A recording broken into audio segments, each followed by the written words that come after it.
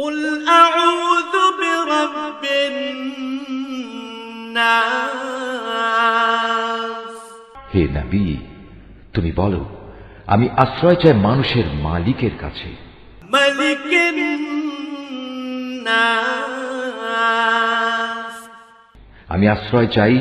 মানুষের আসল বাদশাহর কাছে, إله الناس আমি আশ্রয় চাই মানুষের একমাত্র মাবুদের কাছে, من شر الوسواس الخناس আমি আশ্রয় চাই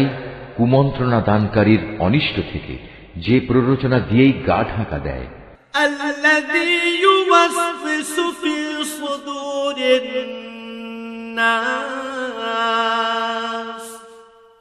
যে মানুষের অন্তরে কুমন্ত্রণা দেয়, من الجنة والناس